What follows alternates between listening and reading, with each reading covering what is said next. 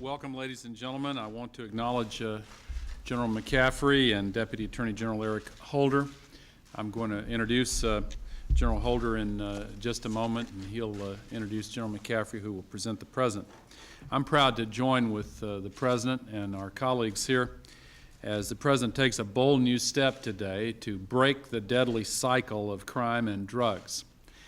The truth is, today's announcement builds on a 5-year record of commitment to getting gangs, guns, and drugs off our streets. A commitment also to teaching America's children that drug use is wrong, it is illegal, and it can cost you your life. The record of the past 5 years is clear. We have fought illegal drugs at the border, on the streets, and in our schools. We developed a comprehensive anti-drug strategy targeted at our young people, and then we backed it up with the largest anti-drug budgets ever in the history of this nation. We doubled the number of patrol agents at our southwestern border and signed unprecedented agreements with Mexico to fight drug traffickers. We're making our schools safe and drug-free, and of course putting 100,000 community police officers on our streets to help loosen the evil grip of criminals and drug dealers. Well, given all the resources and resolve that President Clinton has poured into this challenge, it shouldn't be any surprise that annual heroin seizures by law enforcement agents are up by 1/3, and marijuana seizures are up by a remarkable 86%. Illicit drug use among teenagers has now started to fall again. Drug-related murders are down almost 40%. So we're doing a lot, but President Clinton knows that we have a lot more to do, especially when it comes to our prisons. We simply cannot tolerate drug use or drug trafficking by convicted criminals. Today, 80% of all prisoners were either high on drugs or alcohol when they were arrested or have a history of drug and alcohol abuse. Even more troubling and even more unacceptable is the number of prisoners who go into the criminal justice system and then leave the system again without ever getting off drugs. If present trends continue, it's estimated that 2 years from now, we'll be spending $100 million every single day to jail criminals with serious drug and alcohol problems. Of course, since repeat offenders are much more likely to be drug users, this is about much more than dollars and cents. It's about the outrage of drug-related crimes, the vicious tide of gang violence, the number of families that are destroyed by crime and drugs. That's what we must all fight, and that is what President Clinton has worked so hard to combat. Now I'd like to introduce someone who's been a true leader in the war against drugs as Deputy Attorney General on the national level, and before that as a U.S. Attorney right on the front lines, Eric Holder. Mr. President, Mr. Vice President, General McCaffrey, and Assistant Attorney General Lori Robinson is also here with us today. It's a pleasure for me to be here today to stand in for the Attorney General who's in Minnesota working on some programs that are going to increase safety in that city. Mr. President, today you are taking a tough and decisive action that will make America a safer place for all of us by reducing drug abuse in our nation's prisons. Although we all recognize the fact that drugs remain a destructive force in our country, this administration has made significant progress in combating this problem in the past 5 years. This is attributable, Mr. President, to your personal commitment to confronting this problem head-on and your leadership in developing and implementing bold and innovative programs such as the one that you are announcing today. Statistics released this week show that well over 50% of the people incarcerated in this nation have a drug problem. To those of us in law enforcement who have battled against crime in our streets and neighborhoods, this statistic underscores the extent to which drugs have been a scourge in this country. As both a judge in this city and as this city's United States Attorney, it has long been evident to me, to put it very simply, that drugs breed crime. But more recently, we have all come to recognize the fact that incarceration has not necessarily stopped this breeding process. We now know that many state prison systems are rife with drugs, thus setting in motion a vicious cycle that puts all of our citizens at risk. Inmates come out of prison with their drug habits intact, and then they continue in their criminal ways when they get back on the streets. This results in more crime victims suffering and in more taxpayer dollars being spent on crimes after they occur. But your program being announced today will help break this cycle of violence by knocking drug abuse dead in its tracks within correctional facilities. We must continue efforts begun by this administration to reduce drug abuse among this population of offenders. The approach we take must be fair and tough and smart and must rest on a solid factual base. Your proposal, Mr. President, does this. By raising the penalties for those who smuggle drugs into prisons, by making certain that every state reports on its prison drug testing program so that its efforts will be held up for public scrutiny, and by authorizing states to use grant money from your 1994 crime bill to pay for testing and treatment in correctional institutions, you have launched, Mr. President, a program that is right on target. It is a particularly great honor for me to be here to witness your leadership on this point, and on behalf of those of us in the Justice Department and others in law enforcement, I thank you. It is my pleasure now to introduce to you the Director of the Office of National Drug Control Policy, General Barry McCaffrey. But let me very briefly just thank the President for his leadership on this initiative of drugs in prison. We have 3.6 million chronically addicted Americans. A tiny percentage of the population with enormous damage to our society, 14,000 dead and $70 billion a year.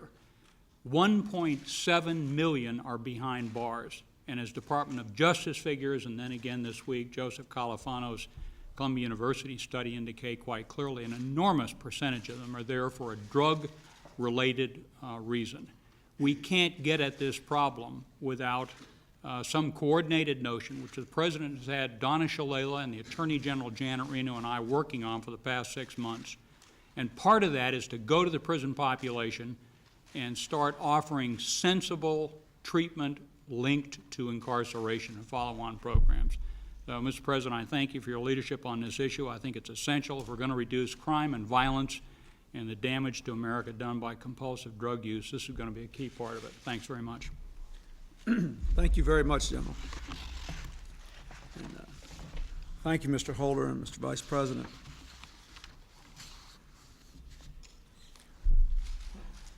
Ladies and gentlemen, this country's eternal quest for a more perfect union has always succeeded when we're able to apply our enduring values to a new set of challenges. That is what we try to do around here every year. Over the past 5 years, we've done our best to bring the values of personal responsibility, community, and respect for the law to bear on the fight against crime. We've sought to be tough and smart, to punish criminals and to prevent crime. We put more police on the streets and taken criminals, guns, and drugs off the streets. Crime rates have dropped steadily for the last 5 years. Drug use has fallen by half since its peak 15 years ago. Teen drug use is leveling off and indeed may well be decreasing again. But we're a long way from my vision of a drug-free America. Fighting drugs in our prisons and among prisoners is absolutely critical, ultimately, to keeping drugs off the streets and away from our children. Of all the consequences of drug use and abuse, none is more destructive and apparent than its impact on crime. Too many drug users are committing crimes to feed their habit. More than half of the cocaine that is sold in our country is consumed by someone on parole or probation. 4 out of 5 inmates in state and federal prisons were either high at the time they committed their crimes, stole property to buy drugs, violated drug or alcohol laws, or have a long history of drug or alcohol abuse. Parolees who stay on drugs are much more likely to commit crimes that will send them back to jail. We have to break this vicious cycle. Common sense tells us that the best way to break the cycle between drugs and criminal activity is to break the drug habits of the prisoners. That's why we have made coerced abstinence, requiring inmates to be tested and treated for drugs, a vital part of our anti-crime efforts. We've doubled the number of federal arrestees who've been tested for drugs, expanded testing among inmates and parolees, and tripled the number of inmates receiving drug treatment. To inmates, we say, if you stay on drugs, then you'll have to stay in jail. To parolees, we say, if you want to keep your freedom, you have to stay free of drugs. Last year, I worked for and signed a bill that requires states to test all prisoners and parolees for drugs before they can receive federal prison funds. Today, I'm directing the Attorney General to strengthen this effort by taking necessary steps to achieve 3 goals. First, we have to help the states expand drug detection, offender testing, and drug treatment in their prisons by making it possible for them to use federal funds for these purposes. Second, we have to help states get even tougher on drug trafficking in prisons by enacting stiffer penalties for anyone who smuggles drugs into prison.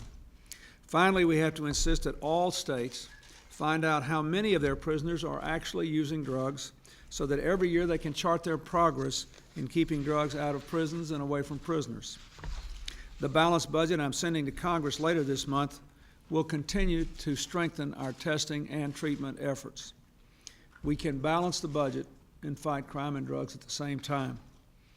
If we can simply break the chain between drug use and criminal activity for people who are under criminal supervision, in prison or on parole, if we could just do that, we can go a very long way toward making our streets and our neighborhoods safe for our children again.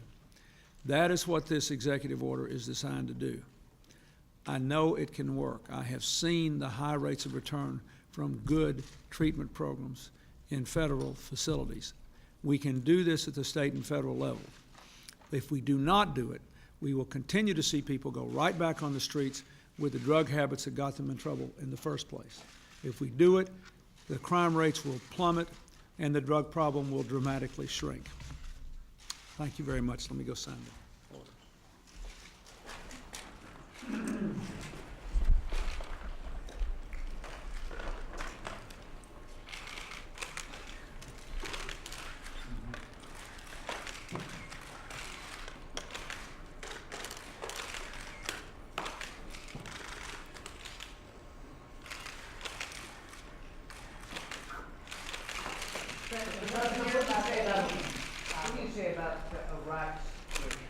I'll take them both. On the Asian issue, I received a briefing this morning from Secretary Rubin and Secretary Albright, and I obviously kept in touch with it. I do daily. We are working hard on it. I want to emphasize that the most important thing that has to be done is that all the countries affected have to make sure they have the very best policies to have good financial institutions, proper practices, things that will inspire investor confidence. But these economies have enormous productive capacity. They have generated dramatic increases in growth for their people, and we can restore stability if the countries will take the steps that are necessary. Then the IMF reform packages have to be followed, and the rest of us need to be in a position of supporting those trends. We're following on a daily basis, and I believe that the path we're pursuing is the correct one. Mr. President, what do you say about Iraq's threat to block inspections by an American-led team? Are we going back to where we were last November? What can you do about this? Well, I certainly hope not. Now, of course, it hasn't happened yet, but I think that it's important to make just a few basic points here. Number one, if Saddam Hussein does this, it is a clear and serious violation of the United Nations Security Council resolution.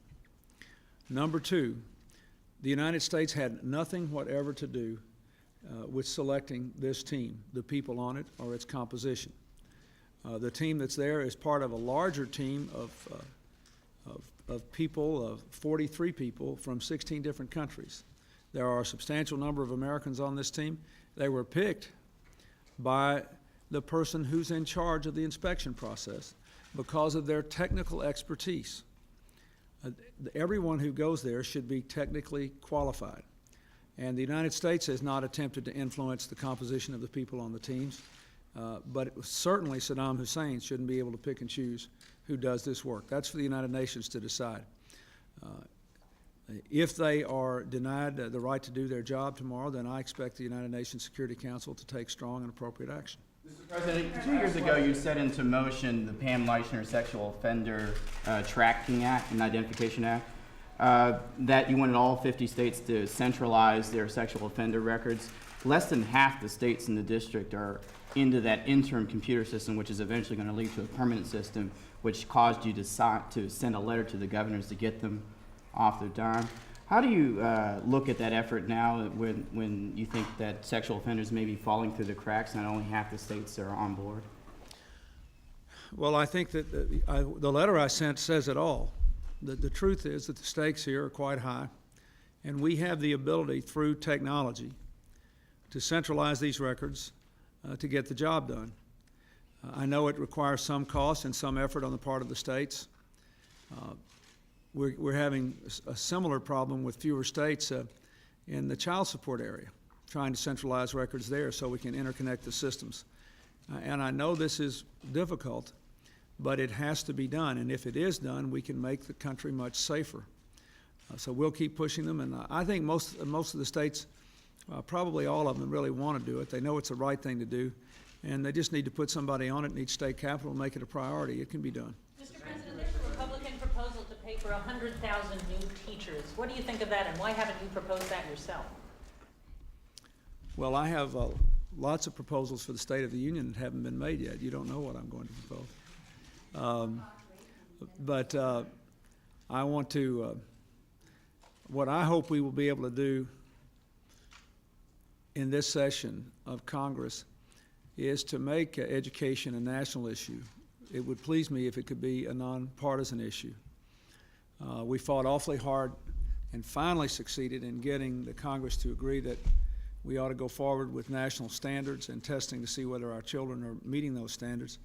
I hope we can re-energize that movement and do a lot of other things in this coming session of Congress for education reform, and I'm looking forward to it. I have, some weeks ago, signed off on a very ambitious agenda, only part of which has been revealed. We'll just keep working at it, and then I'll work with Congress, and whatever ideas they have, we'll be glad to get together and work with them. Thank you. Thank you. Minimum wage, sir. You're going to raise the minimum wage? We're going to exit out the back door.